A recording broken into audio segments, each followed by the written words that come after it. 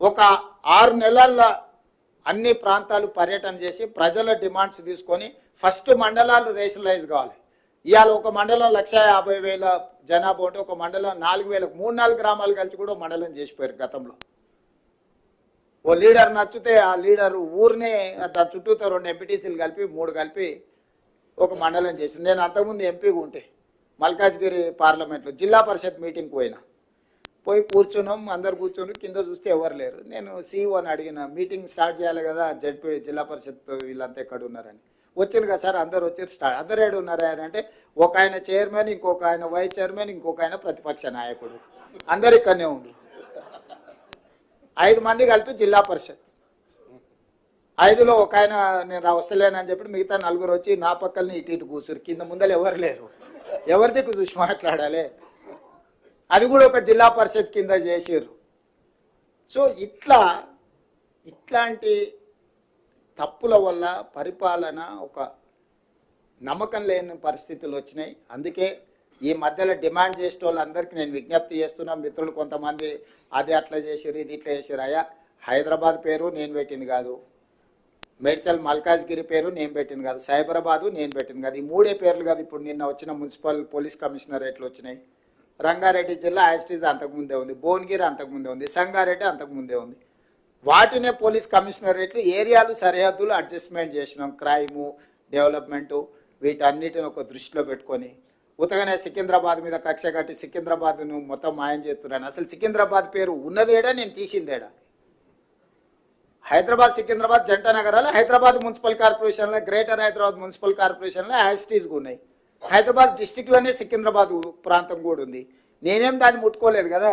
Greater Hyderabad municipal corporation అట్లనే యాస్టీజ్గా ఉంది. మేడ్చల్ మల్కాజ్గిరి గతంలోనే జిల్లా పెట్టారు, అదే పేరు అట్లనే ఉంది.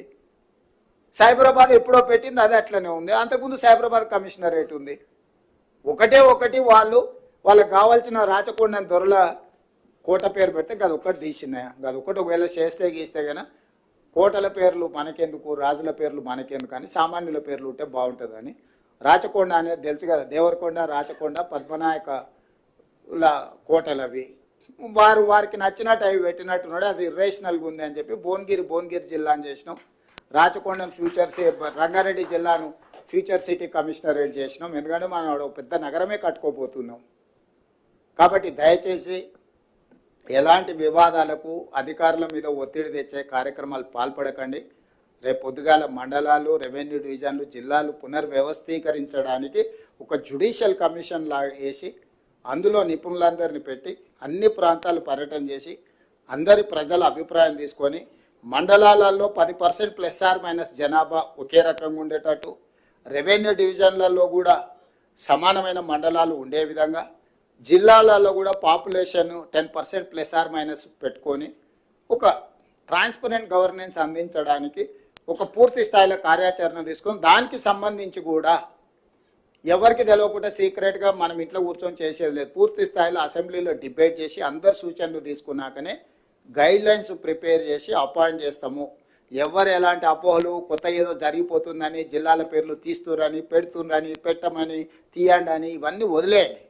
రేపు బడ్జెట్ సమావేశంలో వీటన్నిటి మీద కూలంకషంగా అన్ని రాజకీయ పార్టీలు చర్చించి విధి విధానాలు ఖరారు చేసి ఏ రకమైన నిర్ణయాలు తీసుకోవాలని అప్పుడు తీసుకుంటాం. ఇప్పటికీ మీకు స్టేట్లో కట్టుకోవడానికి ఆఫీస్ స్థలం ఇస్తాం. ఇవన్నీ ఎందుకు చెప్తున్నా అంటే కొత్త జిల్లాలు వచ్చినప్పుడు ఆ జిల్లాల ప్రాతిపదికన ఏది జిల్లా హెడ్ క్వార్టర్ అవుతుందో అప్పుడు స్థలం ఇస్తాం. ఇప్పుడు స్టేట్లో మీరు ఏదైనా స్థలము మీరు ఆఫీసు కార్యాలయం కట్టుకోవడానికి ఒకవేళ వచ్చింది అంటున్నాడు, అదేదో చూసి ఫస్ట్ హెడ్ క్వార్టర్స్లో కట్టుకోండి. అక్కడ కూర్చొని మీరు కూడా సచివాలయం కట్టుకోండి. ఇక్కడ నుంచి కిందికి పరిపాలన అందించండి.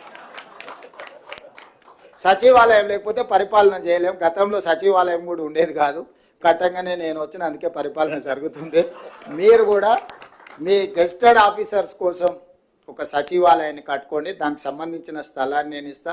అవసరమైతే మీరు ఎంత జమ చేసుకుంటే మీరు రూపాయి ఇస్తే నేను రూపాయి ఇస్తాను మీరు కట్టుకోవడానికి. మీరు లక్షిస్తే నేను లక్షిస్తాను.